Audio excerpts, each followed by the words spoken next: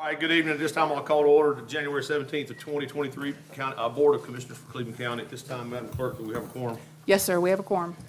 All right, next on the agenda, I'll recognize Jason Falls, going to lead us in the pledge and then give our invocation. Allegiance to the flag of the United States of America and to the republic for which it stands, one nation, under God, indivisible, with liberty and justice for all. You'll join me in prayer, please. Dear gracious Heavenly Father, we thank you for all that you've blessed us with. God, we ask for you to watch over this meeting tonight. Give the leaders here wisdom, discernment, and compassion, and help them make wise decisions. Be with all of our local law enforcement, fire, EMS, 911 operators. Just put a hedge of protection over those folks. And God, thank you for blessing our nation. We ask these things in your name. Amen. Amen.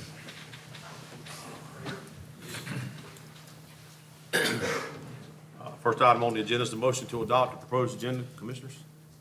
So moved. Second. Any discussion or questions? Oh, yeah, sorry about that. I'll go back. With that, all those in favor will say aye. Aye. Anybody opposed? Got a little ahead of myself. Please apologize for that. So next, I would like to recognize any elected officials tonight.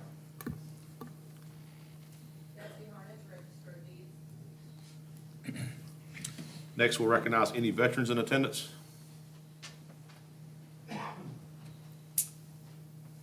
Jason Falls, United States Air Force. Richard Booker, U.S. Army. Dennis Stacy, U.S. Air Force. Johnny Hutton, U.S. Army. I think all of y'all have been here before when you have one of our pens, don't you? Next, I'd like to recognize any law enforcement in attendance. Danny Howe, Cleveland County Sheriff's Office. Mike Lawrence, Cleveland County Sheriff's Office. Phil Todd, Cleveland County Sheriff's Office. Tony Berry, Cleveland County Sheriff's Office. Thank you. Well, And lastly, I'd recognize any county department heads. Martha Thompson, Legal Department. Chris Martin, Wade. Carrie Melton, Assistant County Manager. Lucas Jackson, Fire. Katie Swanson, Social Services. Tiffany Hansen, Health Department. Cheryl Sando, Electronic Maintenance. Allison Mooney, Human Resources. Jason Falls, Business Development Director. Josh Davis, Solid Waste Director. Story McIntyre, Communications. Put this bill back for elections. Sherry Lavender, Tax Office. All right, good evening. Thank you, guys. Thank you for all that you do. Next item on the agenda is early business. At this time, I'd like to recognize our interim county manager. Before I do that, I'd like to take a few minutes to say, Brian, this will be your last day's fastly approaching, and this is your last meeting on the dais, I would think, right? I'm not missing another one, right? So this is it. So with that, thank you for all that you've done for the county, and we wish you well for your family and your move as you continue with your career and anything that you decide to endeavor in the future. So I take any commissioners if you'd like to say anything else before I move on. It's been a pleasure working with you since I've come on the board, and we wish you well. Yes, Ed, I've enjoyed working with you. You really worked hard to bring the county where it's at. In lieu of what some people think, the county's not going broke. You put us in a financial situation that we can sustain and continue what we planned on doing. I'd just like to echo the same thing. I've enjoyed working with him. Sort of excited for you going to new adventures, and wish you well, and you'll see great things, I hope, from our county, and you'll know your handprints on them. So thank you. Wish you the best in your future endeavors, and I know it's got to be good to be going home. Thank you again, Brian. So since Brian's announcement that he was leaving, the Board of Commissioners has been working on two items in quick order. That one is to recruit and get in place an interim county manager to work from February the 1st until long-term or the next county manager is selected. And also, the board has been working to recruit and contract a search firm, a national search firm, to assist the board in searching for the next county manager. So So at this time, it's my pleasure to introduce Mr. Todd Carpenter. In a few minutes, he's going to come up and speak to you guys for a few minutes. Mr. Carpenter recently retired as a deputy city manager from the city of Gastonia. He has over 38-year career with the city. He served in capacities ranging from deputy city manager. Prior to that, he served as assistant city manager. Before that, he was a human resource director. And prior to that, he was the chief information officer. Mr. Carpenter holds a bachelor's degree of science from Western Carolina University and in computer information systems, and he obtained his master's degree in business from Gardner-Webb University. Some of you may not know this. Todd is a long-life resident of Cleveland County, where he graduated from Shelby High School in 1980. He is married to his college sweetheart, Lisa, for over 40 years, and they have 2 children and 3 grandchildren. Without further ado, it's a pleasure and honor to introduce to you our interim county manager, Mr. Todd Carpenter.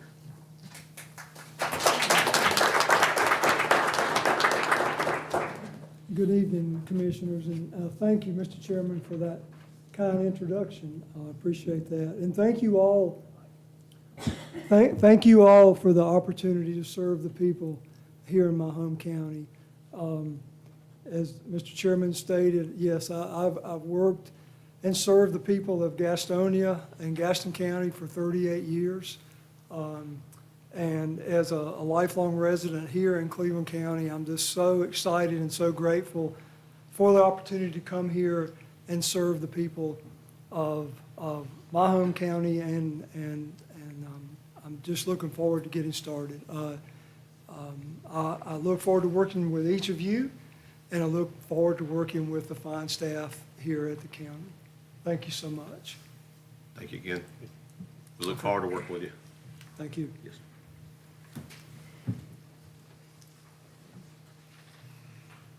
Next item on the agenda is citizen recognition. Madam Clerk.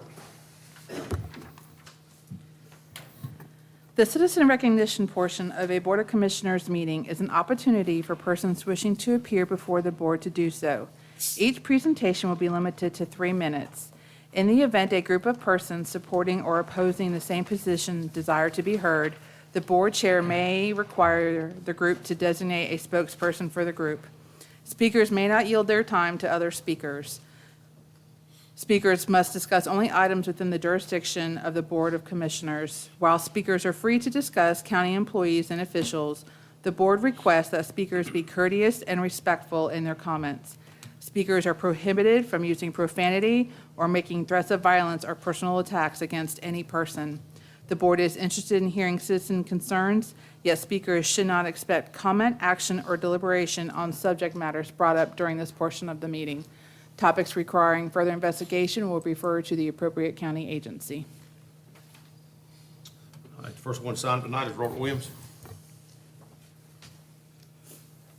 I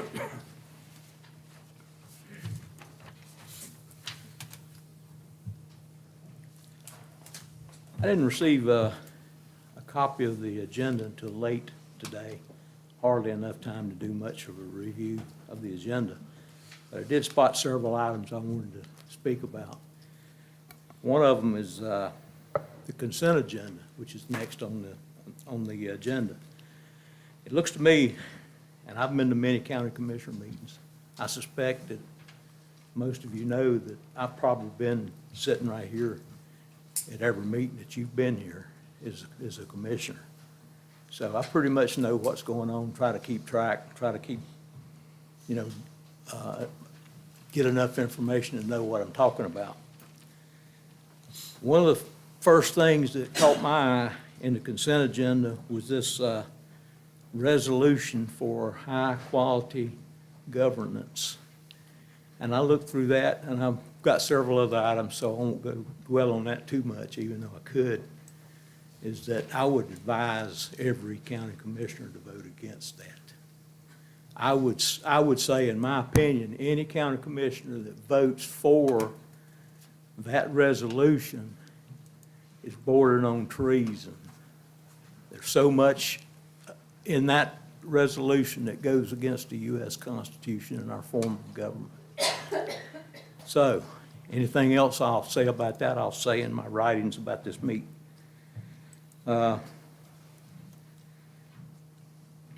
Another thing was high-quality governance, and one of the other items is the sale of county property.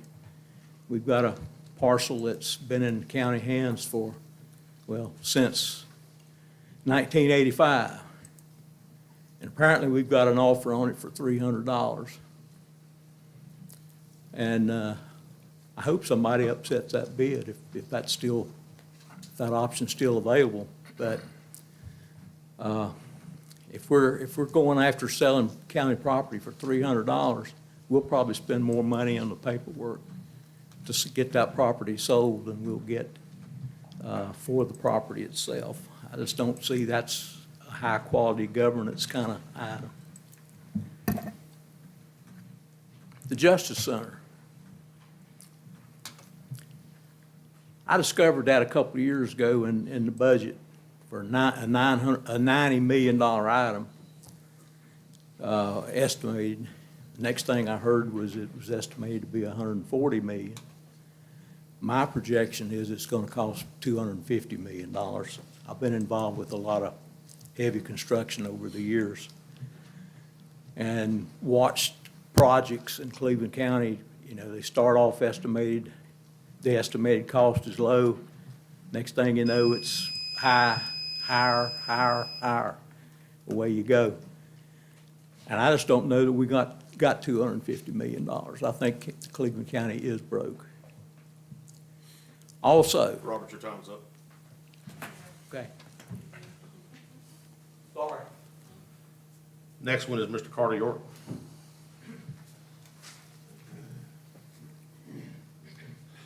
How are y'all today, or this evening? I'm here just to ask some questions, and I know you can't answer them, but the reason I'm here, I'm still on this trip about the Cleveland County Fair, on why we can't get a designated prize for the agricultural people, livestock people to do shows. What was our head count? Why is it when you ask questions, you're not allowed to see anything? I've been told by some of you that, you know, y'all were supposed to be able to see the books. I bought a share of stock just so I could be more involved in it, and it seemed like that has just been the worst thing that I guess I could have done. And the reason I've heard people say, well, why are you so involved in this? It's taxpayer money. It's taxpayer money. I hear so many people say, oh, well, this is free money. There is no such thing in the United States of America as free money. So I understood what the fair got to start up this year. I understood from the business side of that, they needed it, but you're renting or leasing a 10-year lease on a piece of property for $1, but when you have these Relay for Lives or the animal humane things, they're going up on the prices.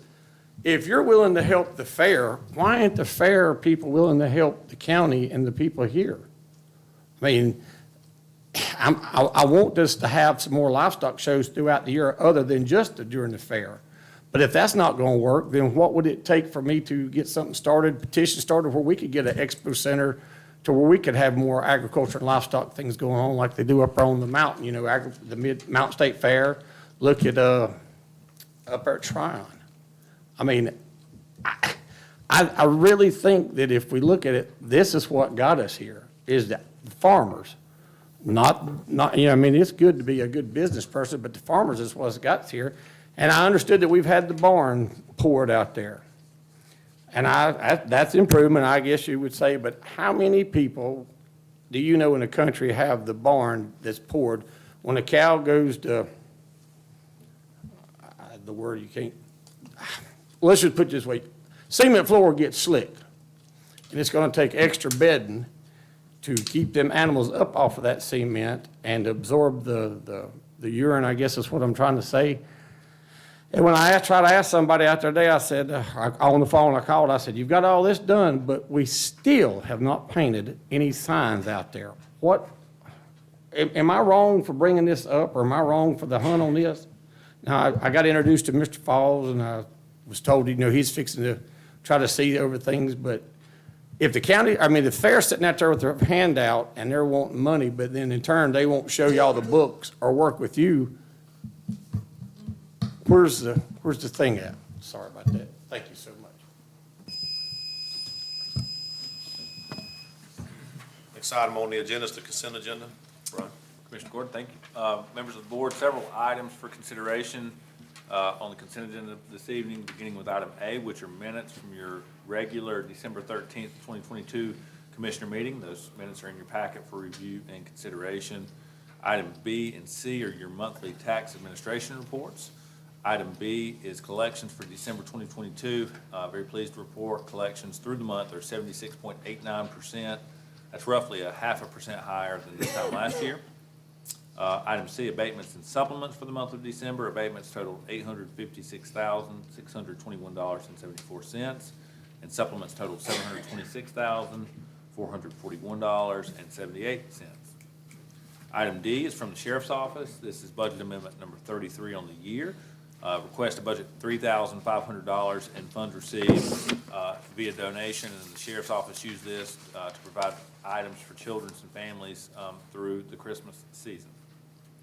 Item E for consideration, budget amendment number 34 on the year from the Social Services Department. This is a request to reallocate $71,000 and dollars that were originally allocated from the state for low-income water assistance program. And that reallocation does not add to, but simply allows those dollars to be earmarked and used for other energy needs. Item F is from the Health Department, budget amendment number 35. Request a budget $490 dollars. These are rebates received as our pharmaceutical team makes acquisitions and purchases through our wellness fund. These are rebates for those prescription purchases, and we'd like to request that that rebate be budgeted in full to cover the cost of future prescription drug costs and to maintain the wellness program. Item G is a request to set a public hearing for February the 7th. This is from the Planning Department, case 2236.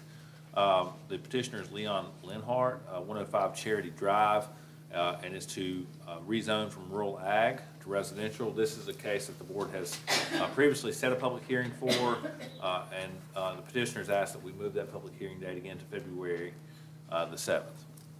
Item H, also from the Planning Department, again, a request to set a public hearing for February the 7th, 2023. This will be case 2301. Parcel 59918, which is at 863 Stony Point Road, is asking for a conditional rezoning from general business to residential. It's approximately a 2.94 acre lot.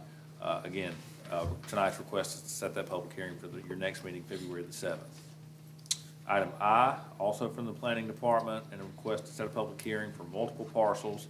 The public hearing date, again, will be at your next meeting, February the 7th, for case 2235. The parcels are 10490, 10462.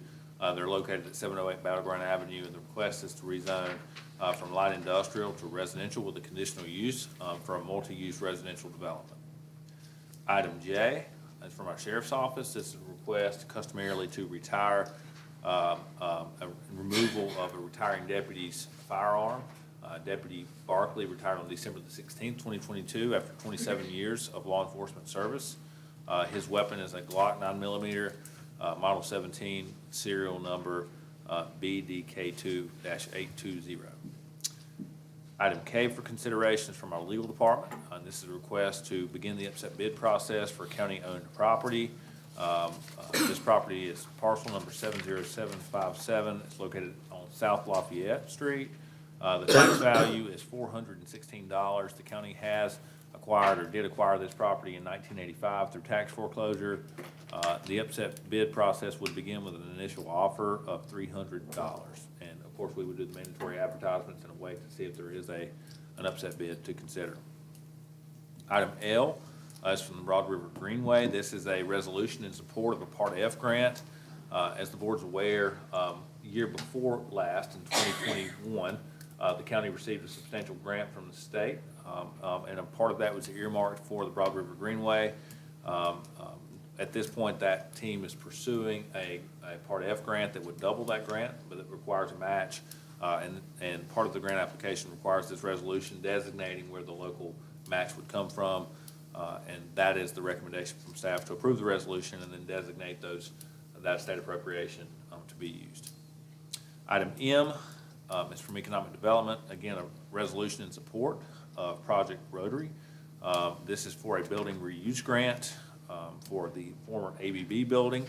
It's located at 4401 Dixon Boulevard. As you all know, that building has been, was vacated and is now being upfitted and fit for reuse for economic development purposes. This building reuse grant is something that the county's done many times. There really is no risk or exposure as we make sure that the applicant performs before any funds flow through the county. And so at this point, we're just asking for approval of this resolution that can be submitted to the Department of Commerce for this reuse grant.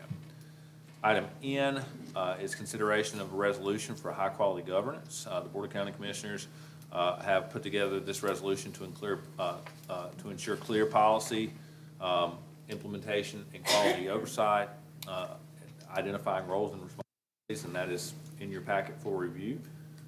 And finally, for consideration, item O, and this is a technical amendment to the 2023 Commissioner meeting schedule. At your December meeting, you approved your 2023 calendar schedule meeting dates, and we need to change the second meeting in November to the 21st of November, and it was originally posted as the 14th. So we'd like to make that technical correction. Mr. Chairman, that concludes a lengthy consent. I'm happy to answer any questions you may have. Commissioners, you've been presented the consent agenda. Is there any discussion or questions for the manager?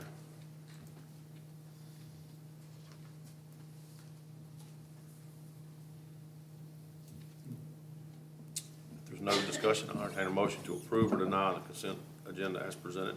I'm making a motion, we all approve the consent agenda. I'll second it. Is there any other discussion? Hearing none, all those in favor will indicate by saying aye. Aye. Any opposed? Motion carries unanimous. Next item on the agenda is public hearings. We have a couple tonight. So, Madam Clerk.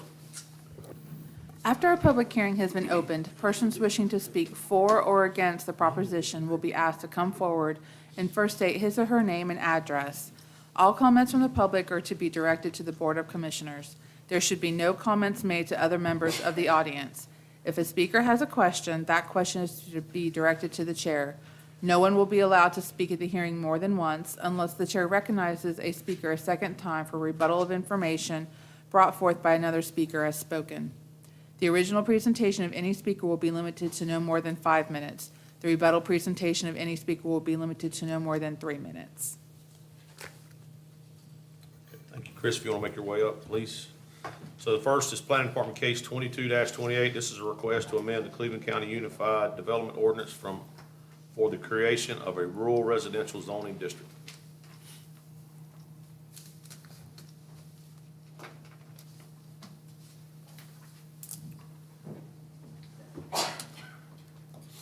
Thank you, Gordon. Good evening.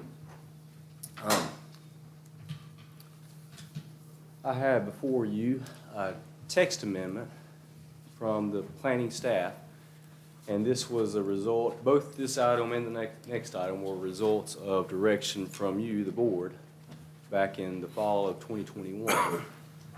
You directed staff to review our ordinance and look at these components that I'm going to present to you tonight that would apply to our rural parts of our county and allow some more flexibility for property owners in these parts of the county. So the first item is the creation of a new zoning district. And the title or the name of this district would be Rural Residential. And the goals of this district is basically to create a new district that applies to the rural areas and helps to preserve our natural resources and that rural character in these areas, and while also allowing some flexibility to the property owners. The areas of the county that our land use plan identifies that would be compatible with this new zoning district are these areas that you see in the dark green color.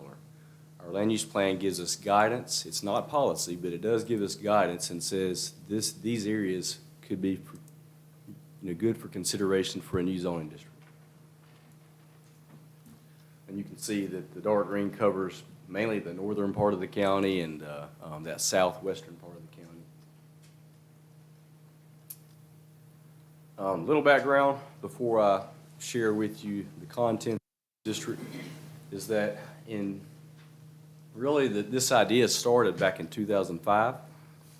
Our 2005 land use plan, which was adopted shortly after the adoption of county-wide zoning, but that 05 plan acknowledged that we had some pretty rural areas of our county and that a new rural style zoning district may suit them better than our current districts. Planning board shortly after, a couple years after, began working on that new district, and then around 2008, when the recession hit and the housing market crashed, our priorities in the county changed, and that project was not completed. Fast forward to 2021, our land use plan at that time that was adopted, it again acknowledged those rural areas and also recommended a new rural residential zoning district. And if you recall, the land use plan, which was approved by this board, was a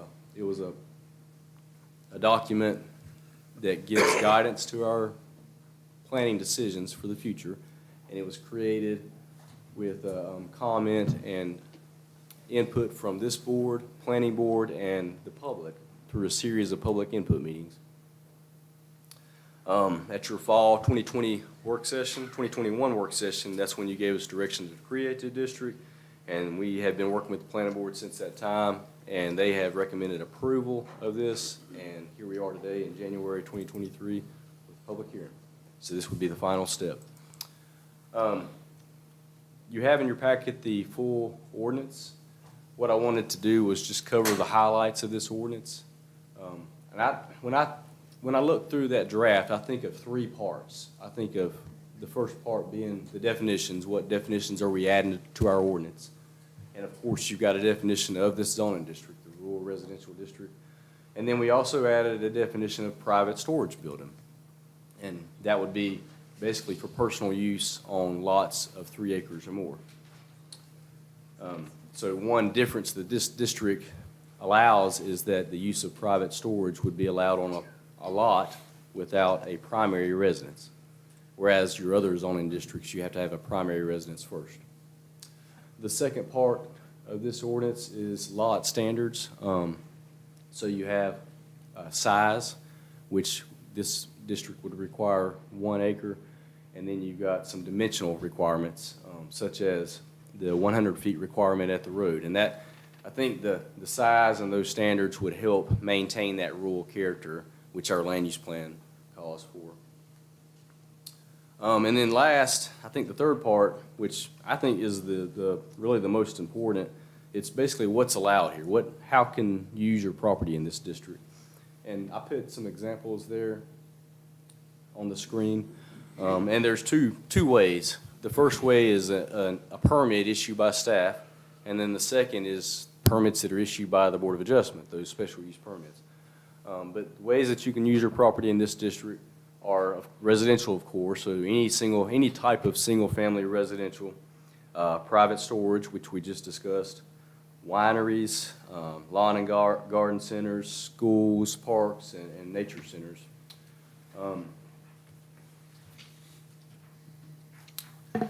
The second method of using your property would be going to the Board of Adjustment and receiving a special use permit. And there's some uses that seem compatible in this style of district. And they included sawmills, farm product, retail, veterinarian offices, nursing homes, kennels, and then RV parks. And also with RV parks, if approved, what this would do was it would include those as an allowable use in this district, this new district, but then exclude them from the current neighborhood business district. So if approved, what would happen was RV parks would be allowed in the general traditional business district and this rural residential style zoning district. Procedure. So if this is approved, what you essentially would have done is approve the text. There would be no map changes at this time. Before a map can change, a zoning map can change, it would require the traditional method, where there would be an application. An application could come from the Board of Commissioners or property owners. There would be public notice, and then we would present to the planning board, and then we would hold a public hearing with this board to consider the change. And your options tonight would be to approve, to deny, approve with any modifications that you see in that ordinance. And then also, you would have the option of taking no action and asking staff to continue review. And I can answer any questions. Chris, can you back up a couple? Yes, ma'am. Right there. So if I have a private storage building but no residents, I have to have 3 acres. Is that correct? That's the way this draft is. Okay. That's the way it's drafted. And these down here under the permitted uses, is that 3 acres too, or? They are not. These would be allowed on whatever acreage that's provided by the lot. There is no minimum size for these uses. And I will clarify too, the 1 acre per lot standards, what that means is that if there's a new subdivision, from the point of time that this would be approved, if there's a new subdivision, all new subdivisions, the lots have to be at least 1 acre. Any lot created prior to an ordinance adoption would be grandfathered in if it's smaller than 1 acre. But we have private storage down here, and that doesn't have a size, but up here the building does. Yes, so the way this would work is if you came to our office and said, I want to get well, I'm going to back up. What I want to do is describe a scenario the way it is currently now, and then I'll describe the scenario if this is approved.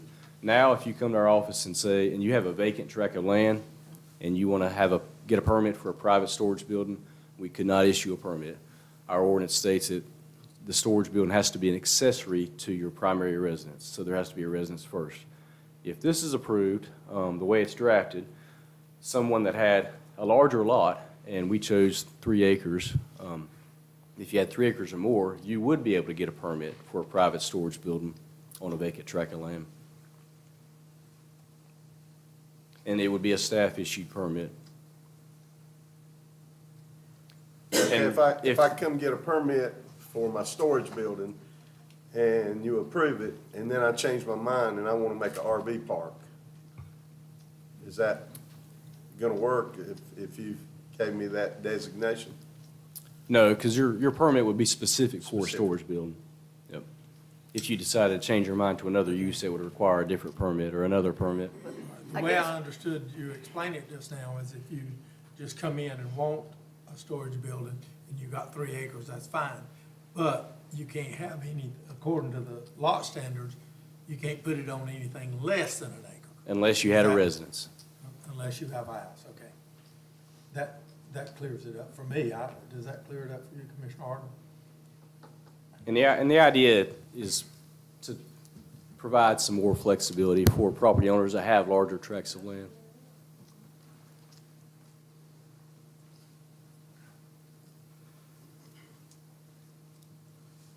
Are there any more questions from the commissioners?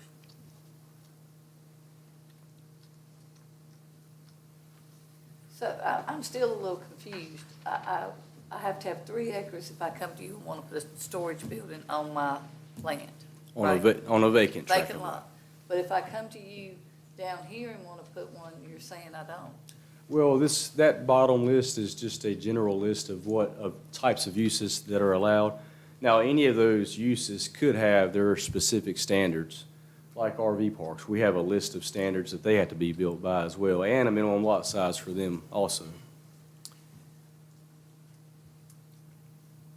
And so storage buildings would be like the others. Is there any, and I'm just asking because I don't know, is there any reason we chose 3 acres for a building to store stuff on?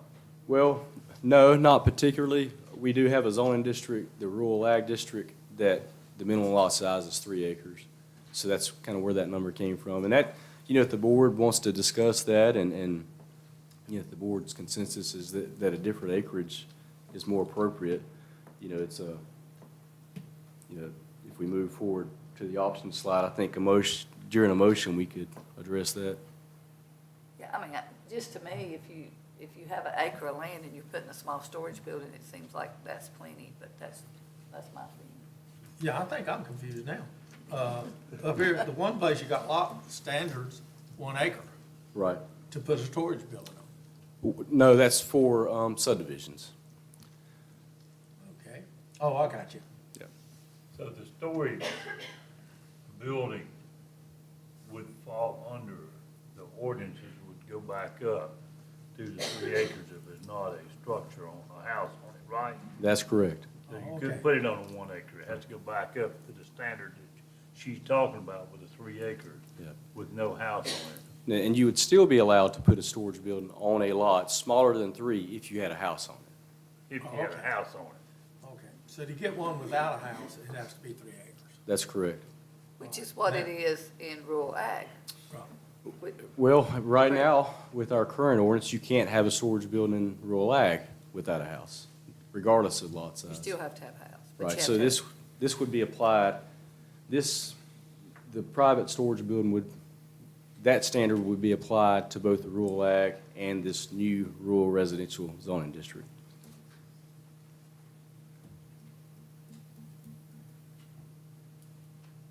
But if I want to have a winery, I don't have to have but an acre. I'm just Yep, throwing that's that out correct. there. Just saying. Nobody's gonna put a winery on 1 acre. Yeah, again, No, I'll have a but I mean- couple acres of grapes. But, well, of course, that's special use, so that wouldn't matter, but,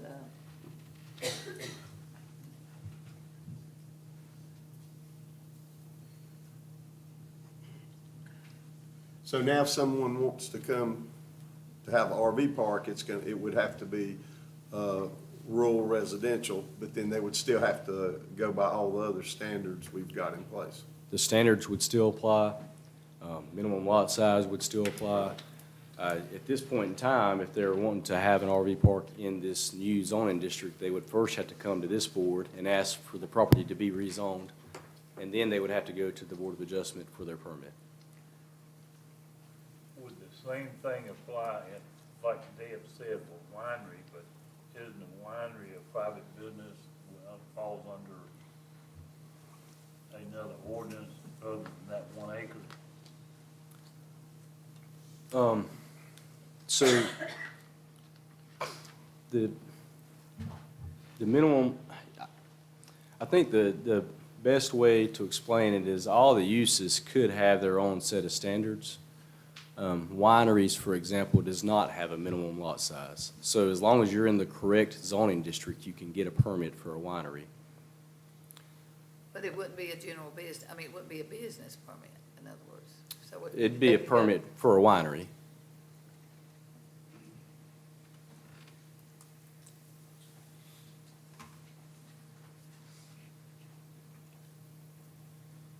And I guess I want to know too, schools and parks, what are you talking? What kind of schools, what kind of Like parks? elementary schools and high schools. Churches are allowed. And these are things that, you would traditionally see in rural parts of the county, in residential style zoning districts.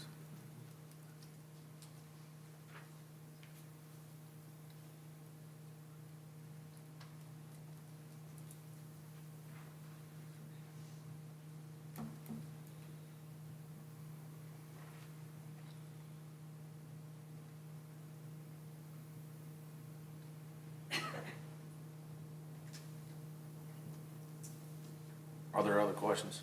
Deb, No, I'm good. anybody else? All right, with that, at this time, we'll declare the public hearing open. Anyone wishing to speak for or against Planning Department Case 22-28, request to amend the Cleveland County Unified Development Ordinance for the creation of the rural residential zoning district, please come forward and state your name and address.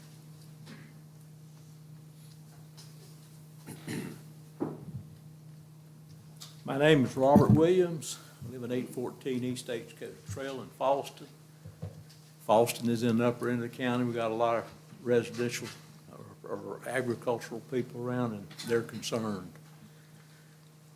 And I'm concerned. When this whole zoning thing, planning and zoning came about, I don't know if you remember, but I remember how it came about. Some people with big properties didn't want a trailer park next to them, so they came up with this 3 acre minimum requirement. So if you had a farm and you had several kids and you wanted to give the kids a little property to build a house on, you had to give them 3 acres each. And that's the way it was, and that's what happened. Sometimes they built a house there, sometimes they didn't. Now, we've got all these 3-acre properties, and people are coming to the county commissioners and saying, hey, I want to change this thing, the district in such a way I can build 3 houses or 4 houses on this property. And when this thing came about, they didn't have that option. And they believe, and I think it's certainly suspicious, that all of a sudden we've got people coming along and saying, we need to get these 3-acre pieces of property, buy them up, put more houses on them and make more money. And people up my neck of the woods think that's exactly what's happening. The big wheels that are in the real estate business have come and bought you guys off. So that's what the concern is. And tonight, it's been some confusion all across the board. My recommendation is vote no and start all over again. Thank you. Anyone else wishes to speak for or against Planning Department Case 22-28? I'm not gonna read it all if you're walking up there to Yeah, I talk. know which one you want. Yeah, I'm Nanette Linhart. I reside at 2502 Parnell Drive, Shelby, North Carolina. And I too am confused, and maybe it will have to be answered by you, Chris. Why would anybody want to put a storage building on 3 acres? I mean, let's talk about the size. That was the first thing that came to my mind. What kind of size are we talking about? A small building on 3 acres? You know, I don't understand the thinking there, but help me out. If I had an acre and I wanted to put a storage building on there, it seems like I would have a problem. That I wouldn't be able to put, 10 by 20 or 16 by 28. And that's just, this is kind of like right reverse of what it should be in my mind. 3 acres and put a storage building? So you gotta define what size of storage building. And I just don't understand. It sounds like it's right reverse. I just don't know many people with 3 acres of land that will put a small storage building on. So y'all can help me figure that out. Thank you. Anyone else wishing to speak for or against Planning Department Case 22-28's request to amend the Cleveland County Unified Development Ordinance for request to amend the Cleveland County Unified Code for the creation of a rural residential zoning district? Please come forward and state your name and address. All right, seeing no one else, at this time we'll close the public hearing. Commissioners, do you have any additional questions or discussion? Chris, you want to try to clean that up again or explain that more or better or? Yes, sir. What I'll do is just try to clear up that currently with our ordinance, you cannot have a storage building on a vacant tract of land in any zoning district. And we occasionally have a property owner that comes to our office and requests a permit to put a building on a piece of property. It may be a piece of property that they plan on building a house in the future. It may be a piece of property that they have a pond and some recreation area for the family, and they want to store some things there, store some items for the family. But we occasionally have that request from property owners to have a building on their property for personal storage. And we've always had to tell them no, if you don't have your house on the property. So our goal here, our attempt is to provide some flexibility and allow that in certain situations.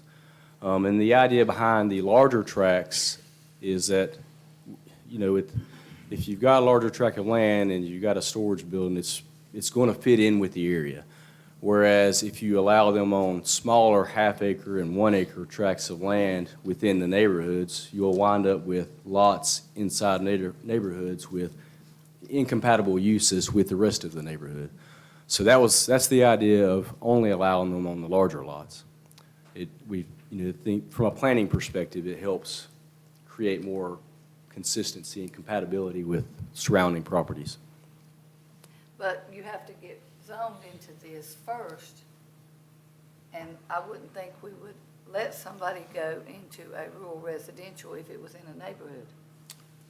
Yes, it would be, So I guess that's why I'm confused why we have to have 3 acres. And then on your permitted use, I know it's special uses, but it was my understanding if you have kennels, you already have to have 3 acres. And so this would be, if you got zoned into this, you wouldn't have to have but an acre.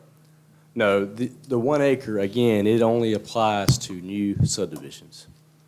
So if you're subdividing property, each lot that you create has to be at least 1 acre. Now, if you want to get a permit for a kennel or an RV park, there is a minimum lot size for those. So that particular use, you have to have a certain size property for that use. So I guess my question is, why would we need this if they already have certain sizes that they would want to go in this? You follow what I'm saying? Why would we need the, Well, if I'm gonna build an RV park and I have to have X amount of land, why would I wanna rezone it to this? What would be my advantage?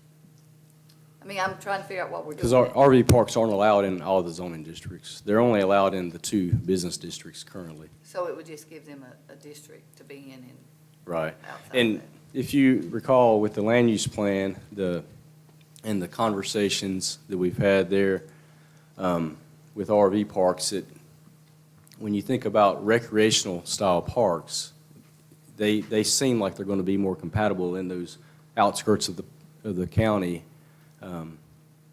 where you would find these rural style zoning districts.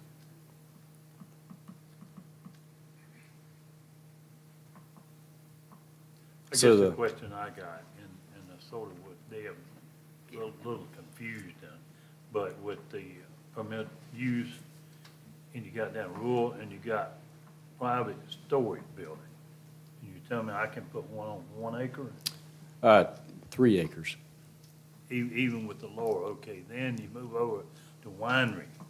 I can put a winery on 1 acre? There's no minimum lot size for wineries. That don't make Then a sawmill. There's, So maybe in looking at it, we need to take a better look at the uses to make sure that they're compatible and we all understand, rather than we pass this thing and the next thing you know, somebody's putting something on a acre lot and don't have enough room to take care of the situation. Yeah, I agree. I think it's confusing that, you have to have 3 acres here and down Yeah. here. You've got businesses that could be larger businesses, and you're saying if they can put it on there and get rezoned, they can do it on an acre.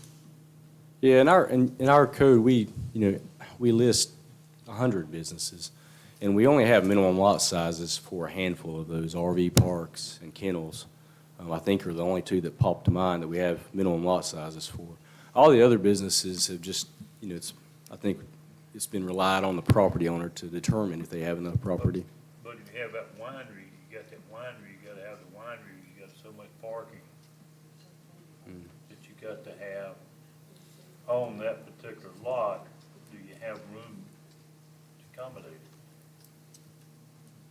it? And we're talking rural, we're talking about a new district that's supposed to be more rural, so you shouldn't have neighbors right beside each other, or you wouldn't be in a rural area.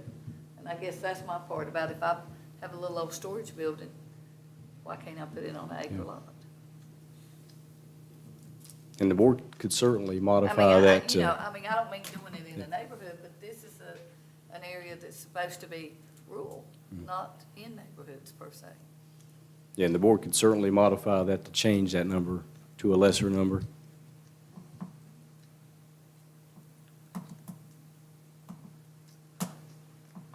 I think some things like a winery, somebody's not gonna go build a winery on something if they ain't got enough room to do it. And a sawmill, you don't wanna try to put a sawmill on an acre because you can't spread out enough to make things work. Well, I mean, that's the But I think logical. I think what's confusing is,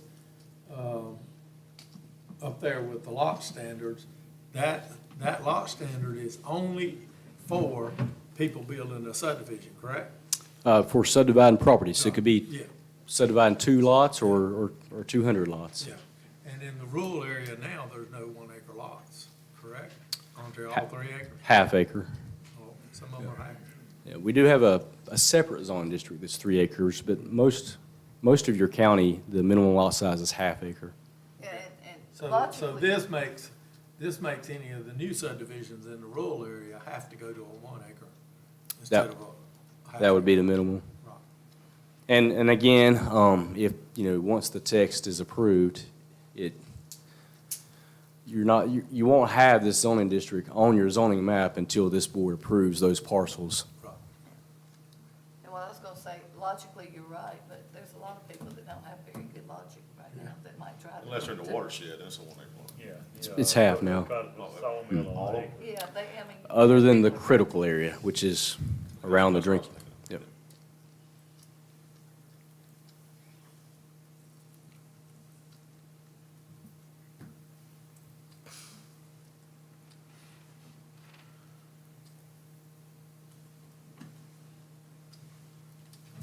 I think with the discussion we've had,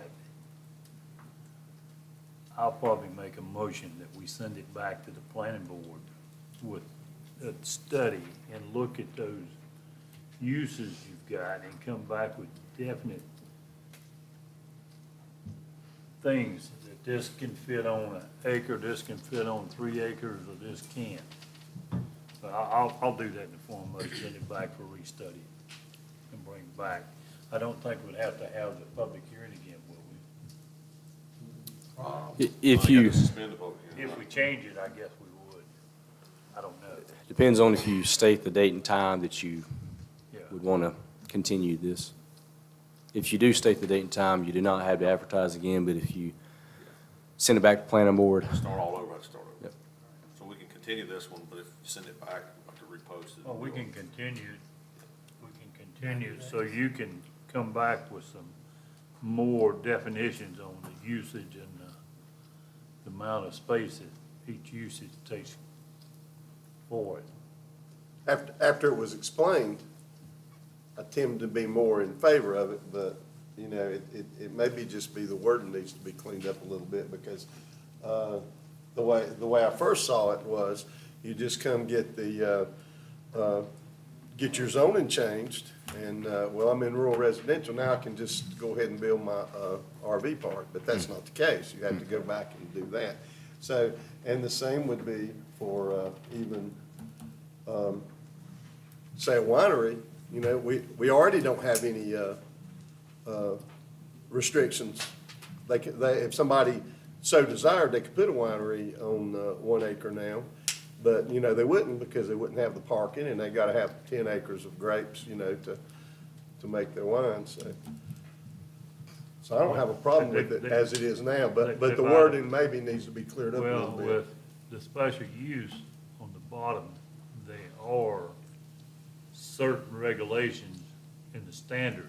Right. But if you go up to, by right, then it doesn't state that there's any restrictions on any of that.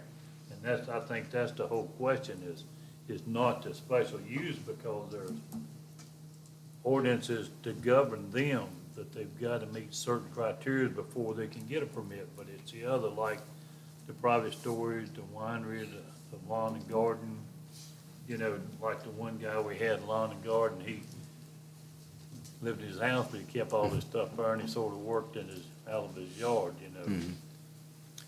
Yeah, the difference is that special use requires Board of Adjustment approval, and they have to find that there's nothing that's going to negatively impact the neighborhood. With both the by right uses and the special uses, there can be development standards in all of those, such as parking requirements. But there's not. There could be. Could be, but Yes. there's not. There is. So for different types of businesses, if you have a parking standard that says, for example, you have to have 5 parking spaces for every 500 feet of floor space, that's going to apply no matter which type of permit you're applying for. So the standards would apply regardless of the type of permit. The difference is that the board, as Commissioner Hutchins was alluding to, the board does have some additional criteria that they've got to consider. Well, I would track my motion so the board can decide what they want to do.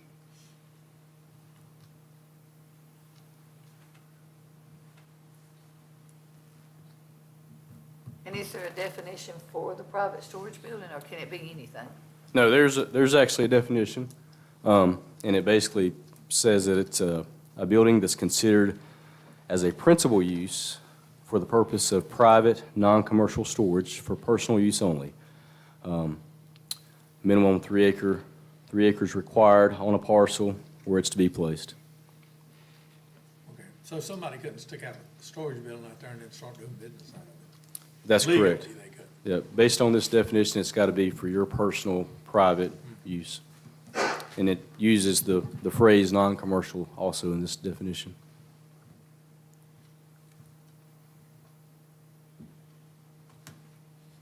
Any other questions or comments? Any desire of the board? I'd make one comment. Seems to me that the permitted uses are not calibrated to the zone. So you have a rural residential, and then you have some permitted uses that I wouldn't want in my neighborhood. So are those two really in concert with each other?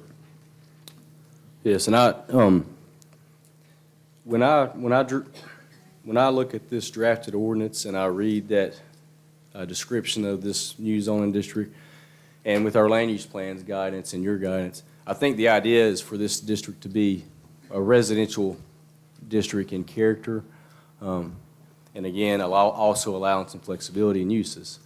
So and maybe this is my fault, when I listed the permitted uses, I assumed that we all would know that all the residential would be allowed, all the different types of residential, so I focused on the few commercial uses or few non-residential uses. But there are several or a few of those non-commercial uses that are allowed.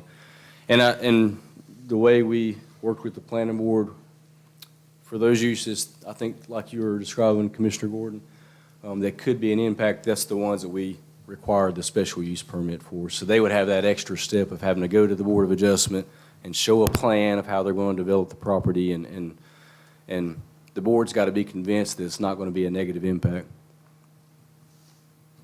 I get the zoning district, and I think it could be properly applied. I'm not sure about that last bullet, though. Yeah, and I guess I'm just confused because I thought it was to be more a rural place to live, and then we've got the uses down here, which most people would not rezone to be in that use anyway, because they'd either need more land, or, I get RVs might be at the, like at the river and things like that, but they can come and get well, you don't call it conditional now, but special use permit to do that anyway. So I guess I'm just kind of confused, like we're repeating ourselves, and it not being just a rural residential place where I can do a little more on my land than I could the way it has been in the past, if I live out in the country, as I would call it. Chris, could you flip up your slide for action?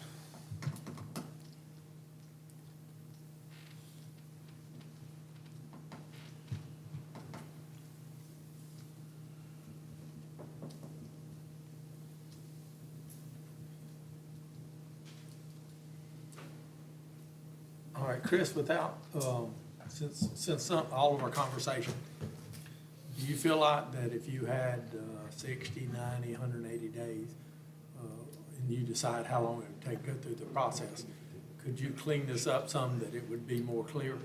Sure, and from my After hearing understanding. all of our talk, questions. Yes, sir, and I think from my understanding too, I think that what you guys are really wanting us to focus on is the uses of what's allowed in the district.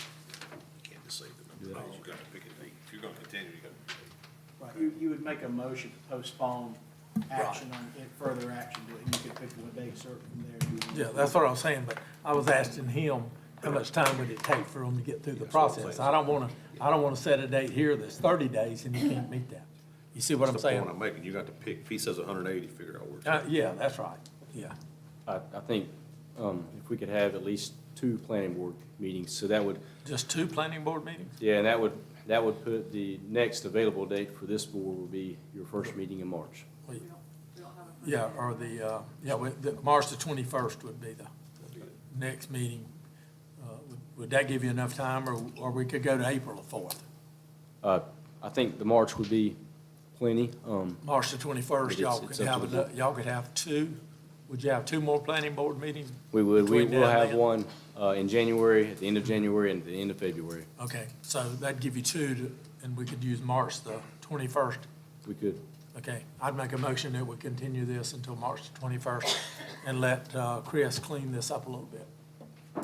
I'll second it. All right, we have a motion and a second to continue this public hearing until, on case number 22-28 until March 21st, 2023. Is there any other discussion or questions? Hearing none, all those in favor will say aye. Aye. Those opposed will say no. Motion carries unanimous. Next item on the agenda is Planning Department Case 22-29. This is a request to amend the Cleveland County Unified Development Ordinance to create a Type B rural home occupational standards. Chris? All right. And this item is also a text amendment to our development code at the direction of this board. And this would affect our home occupation section of our code. And the goals of this draft ordinance is to provide more options for home occupations, and provide those options in the rural areas of the county, and to adopt standards that helps to maintain the character of the neighborhood that surrounds those home occupations. Background, the current ordinance of home occupation we had was drafted in 2000 along with countywide zoning. And then fast forward 20 years, our 2021 land use plan suggested adding some flexibility to the rural areas of our county. And then at your direction, at your fall work session of that year, you asked us to specifically look at home occupations and see how we can improve and add that flexibility to people wanting to work and operate businesses from home. We've drafted an ordinance and presented it to our planning board, and they have recommended approval, and tonight would be the public hearing.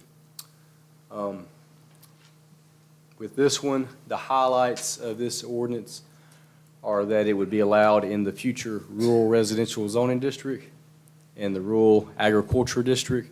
And I would add here that if the Board of Commissioners sees that it would be compatible in other zoning districts, they could be added as well. Minimum lot size for this type of home occupation would be 5 acres. There would be setbacks applied from property lines. There would be requirement of landscape screening, and that would help buffer and transition to neighboring properties. And then the business could have up to 5 employees that do not live on the property, and they could have multiple commercial vehicles that are associated with the business. And then the hours of operation would be 7 a.m. to 8 p.m. And that's another standard that helps minimize impacts to surrounding residential properties. With this slide, I wanted to show you the difference between the current version that would remain for properties less than 5 acres, and then this new drafted version that would be applied to properties that are over 5 acres. So if you had less than 5 acres, you can have a home occupation from the future rural residential, the rural agriculture, the traditional or plain residential, and then the manufactured homes and parks district. And then if you had more than 5 acres, and that's a typo, it should say more than 5 acres, you can have that style in the rural residential and rural ag. The current version only allows you to have 1 employee. If you have more than 5 acres, you can have 5 employees. No landscaping required and no setbacks required for the current version of less than 5. Landscaping and setbacks applied to more than 5. And then last is the commercial vehicles. You can see that you can have more commercial vehicles if you have the larger tracts of land. Options tonight would be to approve this version, which would be in addition to the current version. Deny, approve with any modifications that the board sees fit, or take no action, or ask staff to review and bring back for your consideration. And I can answer any questions. So can we vote to put this in rural agriculture, and which we hadn't? So if there's any questions, we'll take the questions tonight of Chris, but I'm gonna ask for a motion to delay this to March the 21st because we delayed the other one. Instead of having a public hearing. That was my question. So are there any questions for Vote on Chris? that. Are there any questions for Chris on what he has proposed so far or presented so far? If not, then yeah, I'll entertain a motion to delay this public hearing until March 21st, 2023. Do you want to open the public hearing or just delay it? That's what I asked. I'm sorry, go ahead and open the public hearing, and then you can delay action. Okay, misunderstood that earlier. So with that, at this time, we'll declare the public hearing open, and then I'll entertain a motion to delay until March 21st.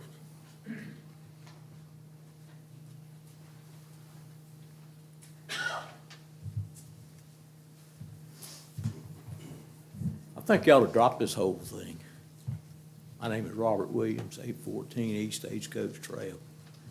Home occupation, is that the same as working from home? My last 5 years of working as a nuclear engineer was from home. I worked for a Fortune 500 company in the big skyscrapers down in Charlotte, got tired of driving in the Charlotte traffic, rented an apartment in Charlotte. I'd go down there on Monday, and sometimes I'd come home during the week, sometimes I wouldn't. And the weekends, I'd go back home. Sometimes I might go out dancing Friday and Saturday night and not come back home in Foster. But anyway, I told them I was tired of this Charlotte traffic, and they said, "We want you to stay." And I said, "What do you offer?" So let you work at home. All you needed was a computer and telephone access. And I thought, well, it's an option that I can't turn down. So that's what I did for 5 years. Now I see this stuff, and I read through some of this stuff, and I'm thinking, I didn't put a sign in my front yard that I was working from home. I didn't get a permit. It was nothing required permit that I know of at the time. Now, I was making plenty of money. These people that work out of their home, they're not making a lot of money. And they're making their living out of working out of their home. And sometimes in their home. Like these people that do nails and maybe beauty salons, take a room in their house. And now you're going to put all these restrictions on them, the lowest level of employment in Cleveland County, and you want to hurt those folks the most? I think you got the wrong idea. And from what Chris was saying, this is what you guys instructed him to do. I would suggest that you guys take a closer look about what you're trying to do here and what you're trying to accomplish. It looks like all you want to do is charge for somebody to have to get a permit, the people that can't afford it the most. My recommendation is to vote no now. Thank you.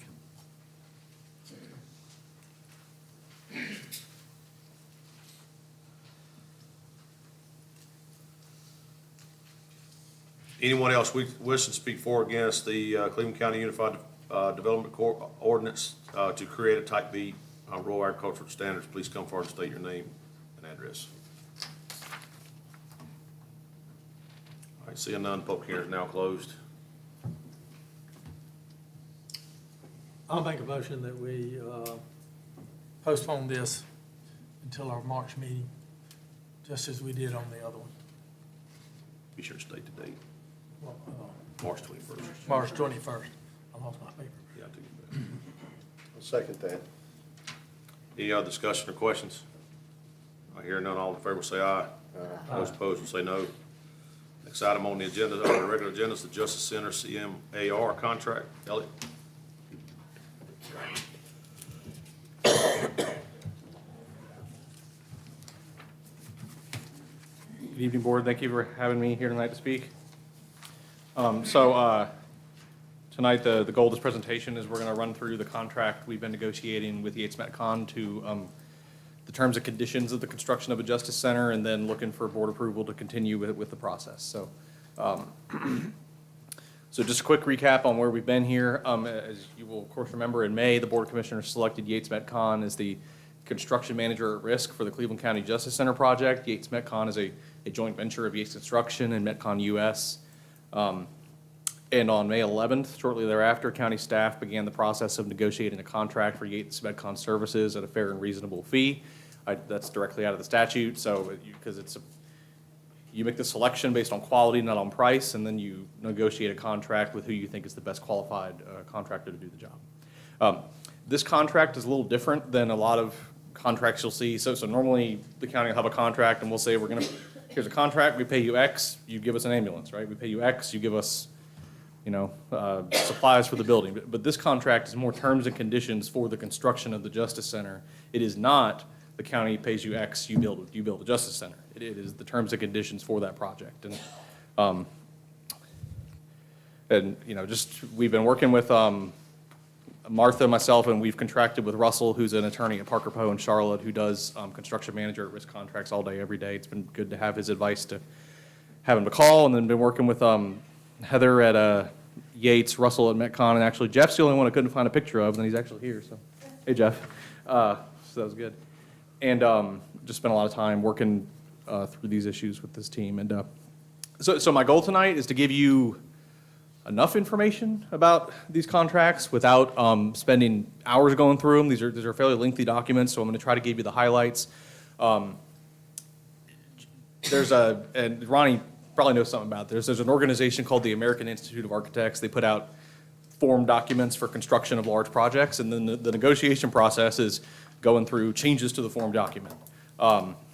So that's what we'll be going through tonight. That's just the backdrop for what we're doing. Nobody starts these from scratch, or else we'd be here for a very long time.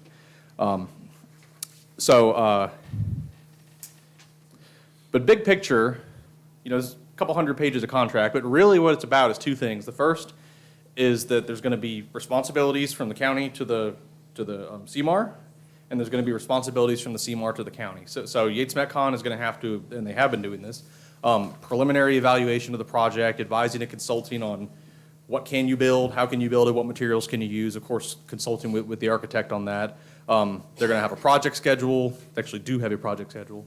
And then one way the CMAR is a little different than the design build type thing is they actually bid out the work to subcontractors. They handle that. And another way it's a little different is that they propose what's called a guaranteed maximum price. And we're not to that point yet, but at some point they will propose to us a guaranteed maximum price for the courthouse beyond, which will be it's exactly what it sounds like. It's a guaranteed maximum price for the Justice Center, which we will, I'll get into that a little more later. And then inspection and quality review. On our side, the county has responsibilities to them. If they have questions, if they need information from us, staff have to get information to them quickly. We have to pay them. They won't build a Justice Center if we don't pay them, so we have to fulfill our financial obligations. Whereas they're going to be maintaining a project schedule, we're going to be maintaining a project budget. Of course, we have an architect. We have Mosley Architects. We've had them for a long time. And actually, something really advantageous about this project is we were able to get the county, the CMAR, and the architect together very early in discussions. And then generally, we'll be expected to make payment 30 days after receiving an application. There are dispute resolution procedures in the contract for if there are disagreements about things. But the other big picture, so the contract we have responsibilities, they have responsibilities. And then really, when you're building a large project like this, it's time and money, and there's a relationship between time and money. And so a lot of we'll talk about the only specific provision I'll reference tonight is Article 15, which I think is important because that talks about what if something happens that we didn't expect, because that happens. And that talks about when they can ask for additional time or a change in the contract price.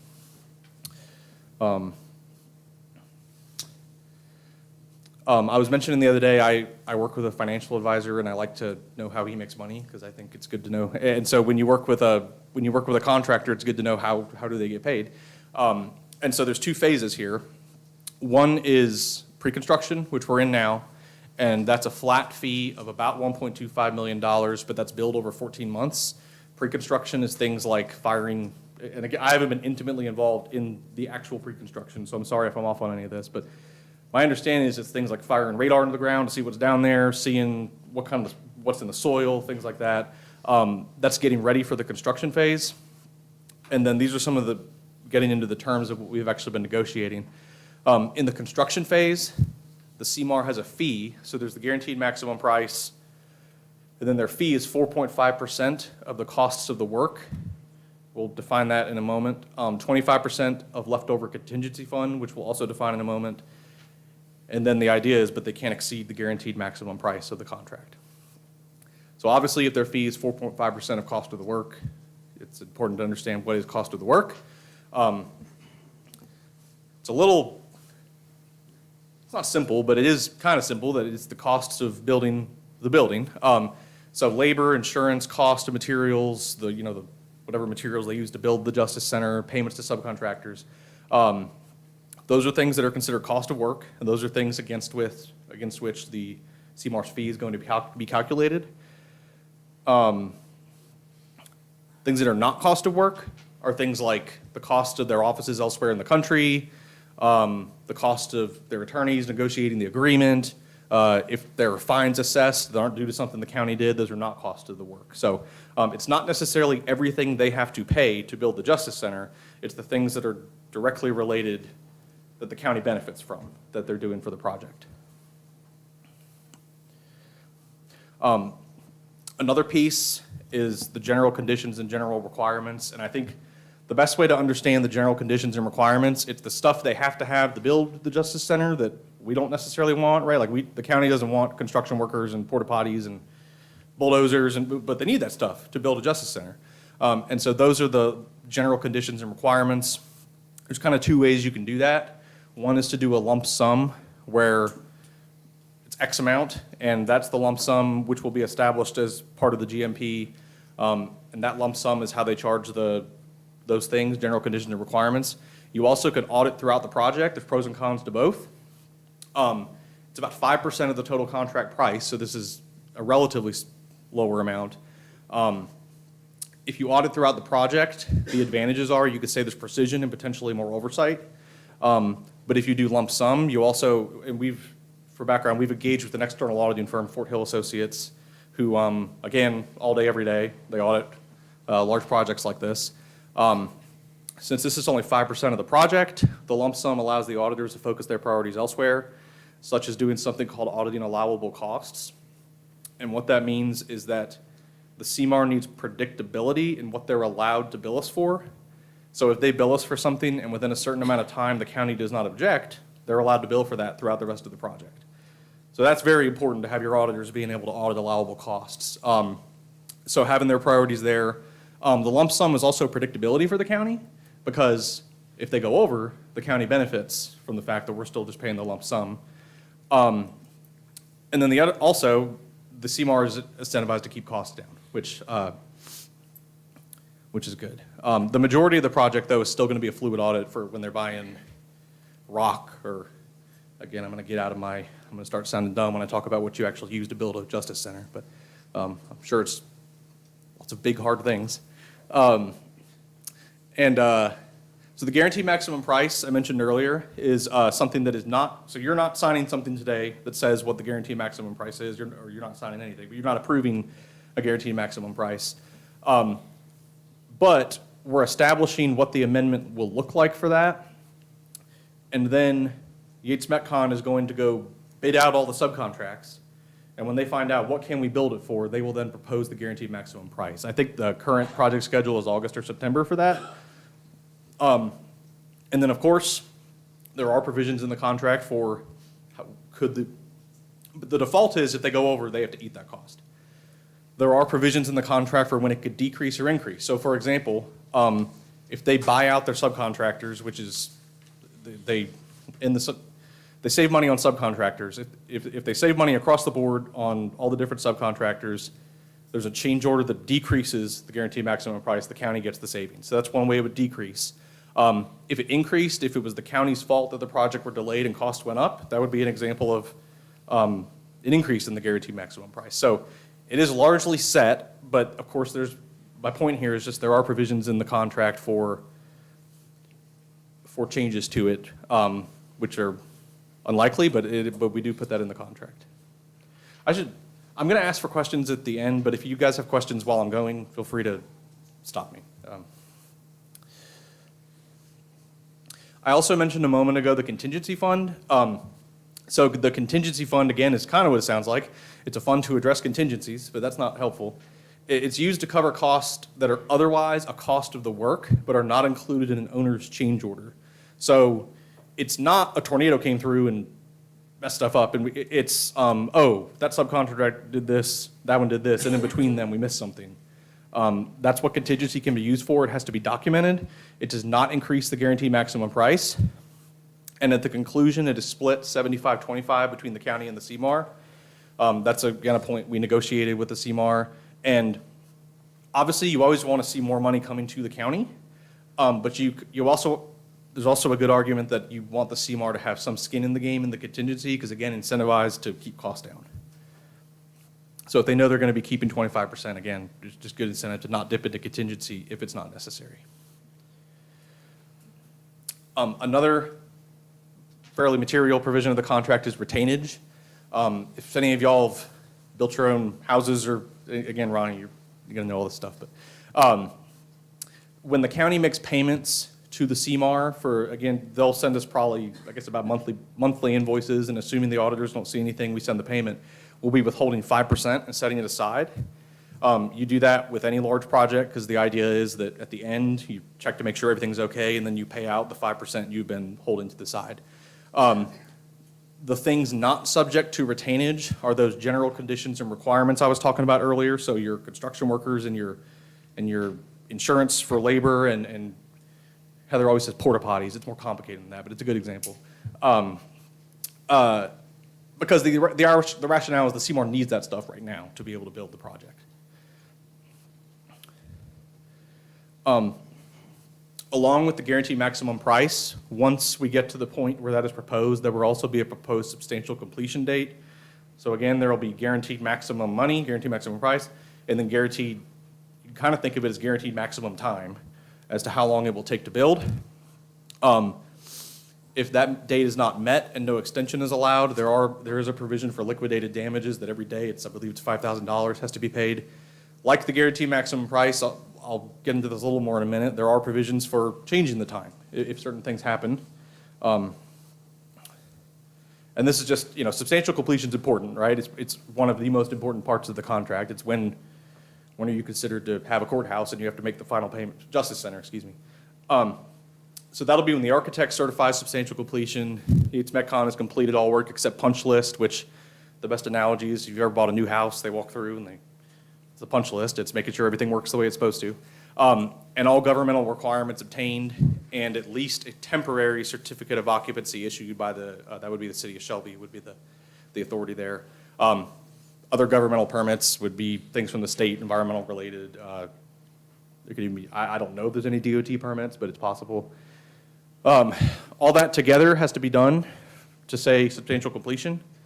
The legal definition is the stage in the progress of the work when the work or designated portion thereof is sufficiently complete in accordance with the contract documents so that the owner can occupy or utilize the work for its intended use. So, and it's important for us because that's when we have our Justice Center, that we can start using it. It's important for Yates Metcon because that's when they get, we've been retaining 5%, that's when they get a final payment. Again, there is this Article 15 that's claims for additional time, claims for additional cost.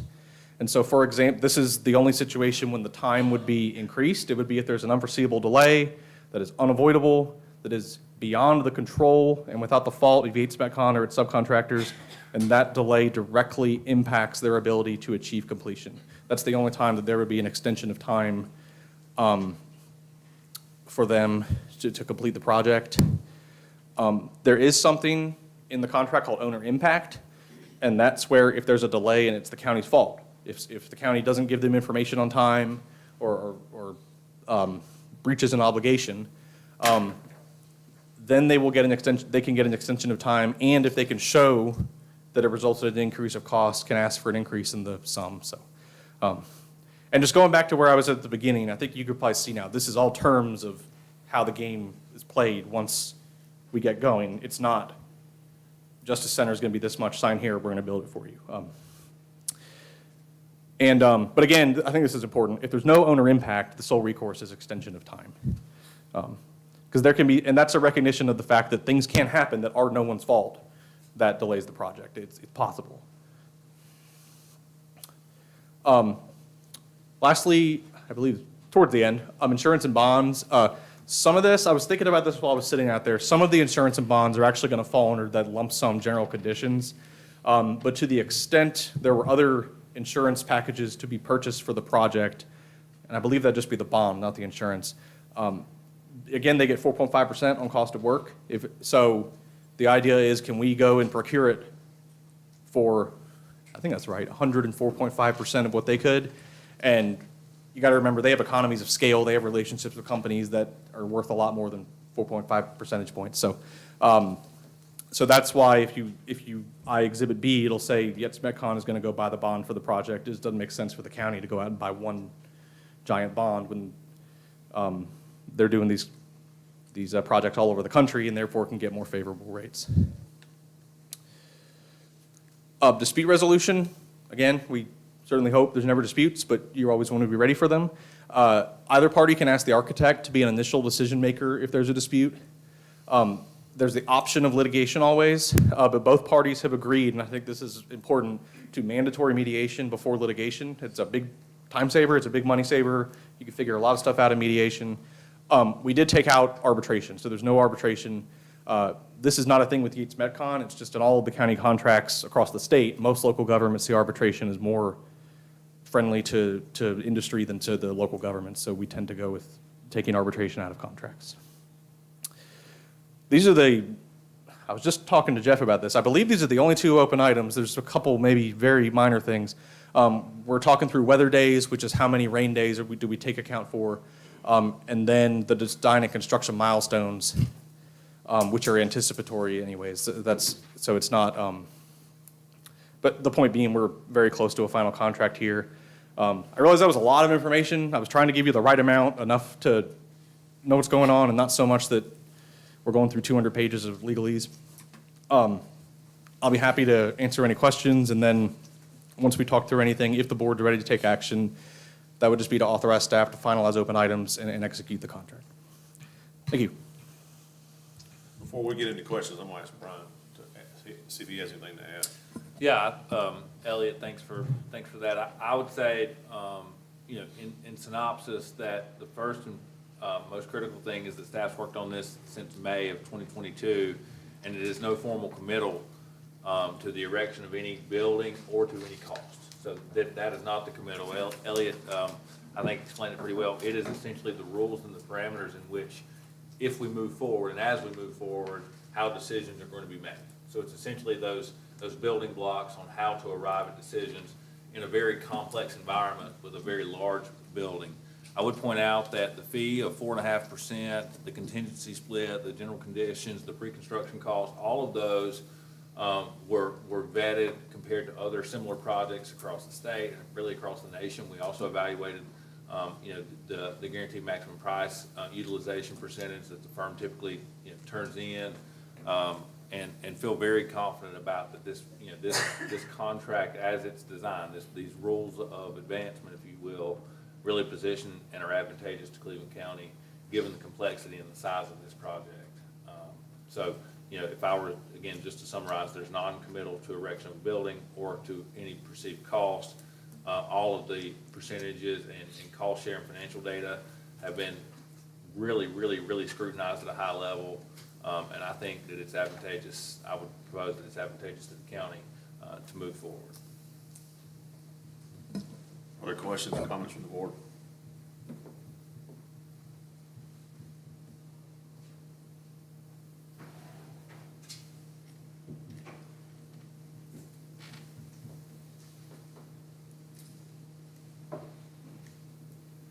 it seems that the staff and our legal department have spent 6 or 7 months on this, and it's certainly more than I can understand, so, I believe in our staff, and, I would make the motion that we, allow them to execute the contract. Do we need a motion?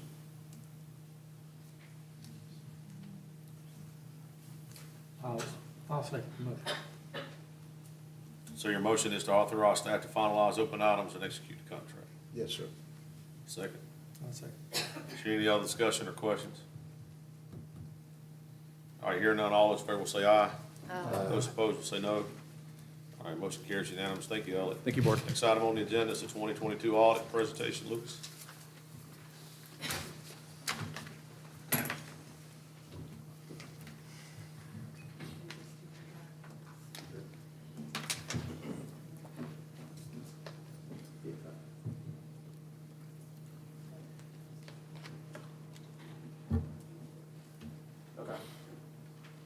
Good evening, Commissioners.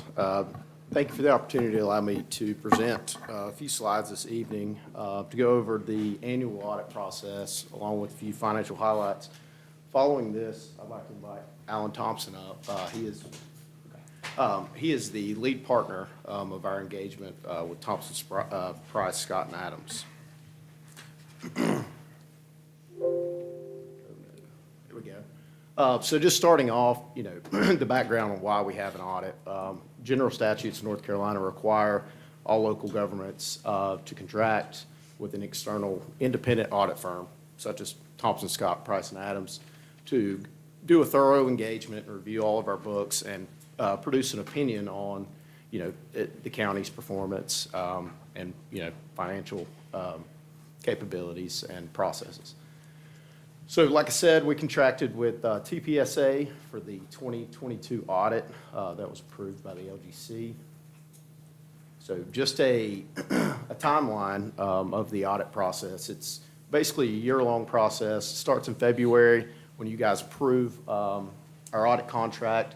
That concludes, in the late fall, early winter, when we submit our audit report to the Local Government Commission.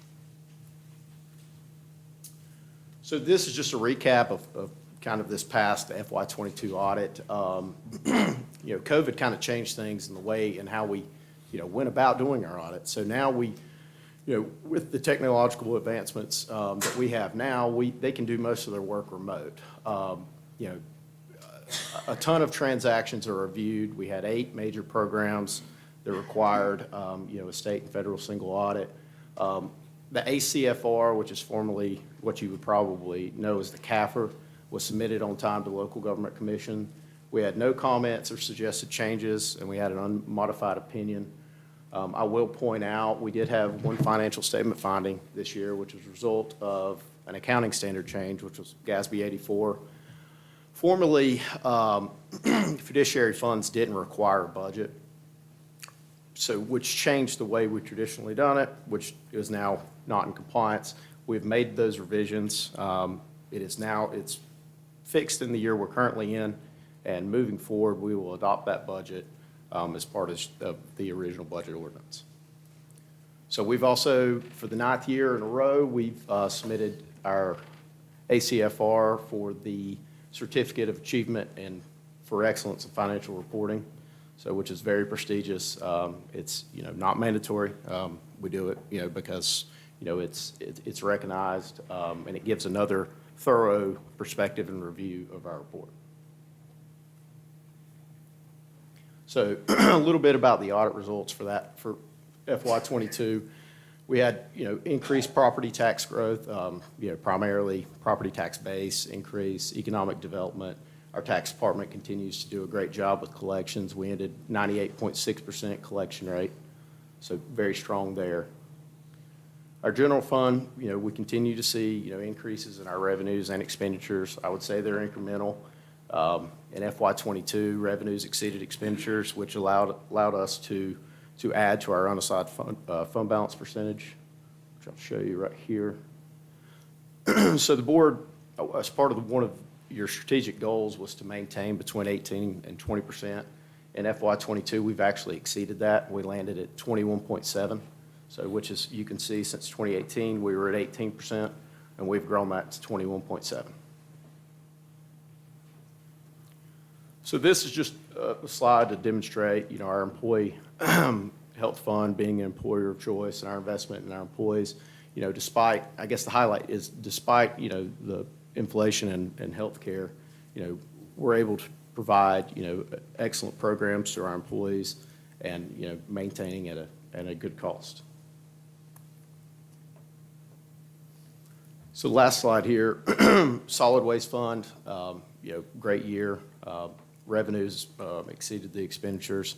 We had a third-party consultant, engineer firm, that came out, assessed our fees, and basically gave the fee schedule that you guys have adopted to align us with future post-closure costs. So at the given time when we need to close a cell or close a landfill, we'll be in good financial position to do that.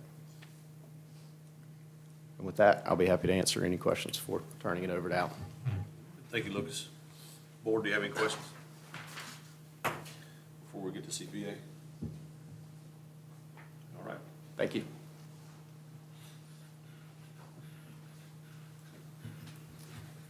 Good evening to everyone. I think he's going to put my presentation up here, and I'll go back and forth between glasses so I can half see and half not. Main thing that Lucas did just say that I want to reiterate that you hire us to do is issue an opinion on the financial statements that they're materially correct. We did issue a, quote, unmodified report, which is a clean report.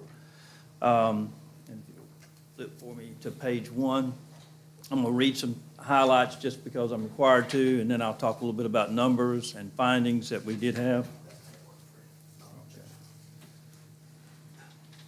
didn't, wrong way, Alan. It's the down one. There we go. There were no significant audit findings. Lucas did allude to the fact that there was in GASB 84,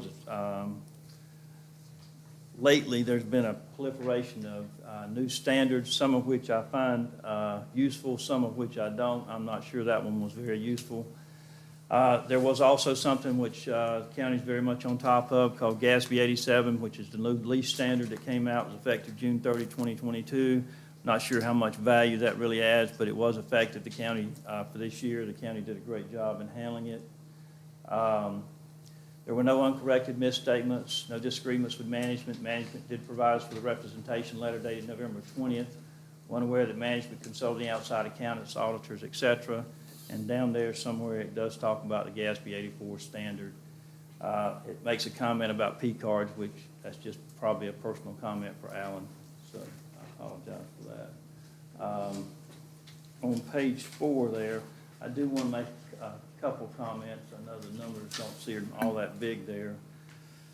But on that, we attempt to put some of the key numbers there on the left from the audit report. And the main thing I would love to tell you is that on the total general fund balance, if you go back to 2018, it's $40,870,000. For 2022, it's $52.4 million. So a nice trend upward. We'll see that on the graph in just a second. Unavailable fund balance is $14 million. Restricted and committed is $24.2. Fund balance available as a percentage is 25.73, and then the unassigned, which Lucas talked about, is 18.5. The thing that I'd love to say too, though, is your solid waste fund, as he pointed out, did have, and the main thing you look for in any proprietary fund is cash flow. Did have positive cash flow. It's in good financial condition. General fund cash, you go back to 18, went from 35.4. Current year is almost 45 million. There's a lot of cash in the other governmental from the previous presentation, simply because cash is sitting there from the grant waiting for the project to start. And then solid waste has gone from 2.3 million up to 5.3 million in cash, showing the positive cash flow for the time period. Somewhere down there is the property tax rates and collection percentages, which Lucas pointed out were in great shape. Your debt and the governmental activities decreased from 58.5 in 18 down to 51.7, so another good trend line there. And Lucas talked about total general fund revenues and total general fund expenditures, and I'm going to hit over here. This blue line is total general fund, and the red line being the restricted, committed, and assigned. The bottom line compares the analysis of fund balance available with red being your group weighted average, the last year presented. The group weighted average for its usefulness is probably going away simply from the fact that the LGC in their wisdom decided to make it everybody with a budget over 100 million and everybody with a budget below 100 million. So your group is so wide that the comparability is kind of gone. This goes back to the unassigned fund balance percentage, and the bottom chart there shows over and under expenses for both the general fund and the solid waste, with both being positive for the last 2 years. This chart shows cash balances at the top. The red kind of skews it because you got a lot of cash sitting there in the project that hadn't been spent, so it's a little bit skewed, but it's 147 million, but of that, a ton of that's for the unearned grant revenue. On the bottom, you see the property tax rates and the group weighted average. And then here is a chart with the group weighted average, statewide average, and the collection percentage for Cleveland. All very, very tight. And here what you're looking at is the debt analysis and the by grouping and by on the bottom you see a breakdown of your general fund revenue with 54.48% coming from your ad valorem taxes, and then here you see a breakdown of your general fund expenditures. I do want to point out here, this is something Lucas and I have already talked about along with Brian. If you've been on the board for any length of period of time, I think up until June 30, 2020, the LGC sent out what they called unit letters, so i.e. this GASB 84 finding on the budget. The LGC would send you a letter, you'd have to respond. Well, they no longer send out those letters. They ask us, as auditors, to say that, hey, please, within 60 days of today, the audit presentation, please respond to that. Lucas has already drafted that. I've looked at it. It's a great response. Other than that, I'm happy to answer any questions you have of me, not just tonight, but anytime. You're welcome to give me a call, and I'll do my best to get you an answer. Thank you, Thomas. Board, do you have any questions of Thomas? With your audit, in your opinion, the county's not broke, are they? No, sir. Thank you. I would say this too, and I didn't mention this. You know, one of the big changes or big challenges that you as a board have, and it's across the state, we do 27 counties of the 100 in North Carolina. This proliferation of standards that I keep talking about is making the financials more and more complicated. To have somebody on staff who can write up your audit, a lot of counties are contracting some of that out, having to pay additional costs, et cetera, is the exception and not the rule. And so your financial records are in good shape and you got a good staff. And so I would comment positively on that too.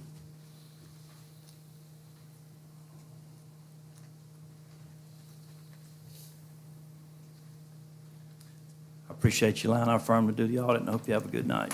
Thank you. Thank you. All right, next item on the agenda is board appointments. Madam Clerk, the first one is the Cleveland County Board of Adjustment. Yes, sir. Board, you have the list of applicants in front of you. At this time, you'll need to appoint 4 people to serve a 3-year term set to expire December 31st, 2025. 2 people will need to serve on the actual Board of Adjustment, and then the other 2 people would have to serve as alternates.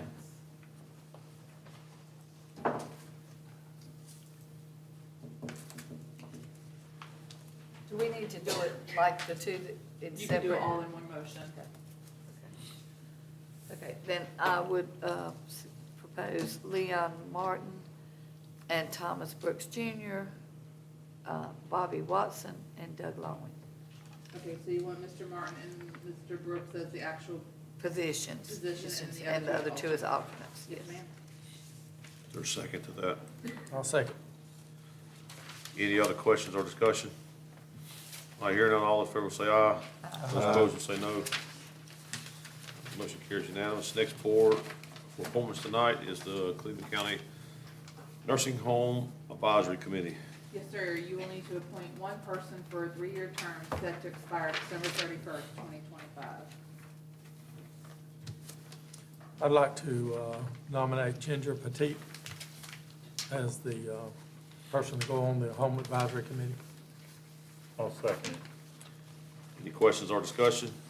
Hearing none, all those in favor will say aye. Aye. Those opposed will say no. Motion carries unanimous. Last one for tonight is the Cleveland County Planning Board. You'll need to appoint 4 people for a 3-year term set to expire December 31st,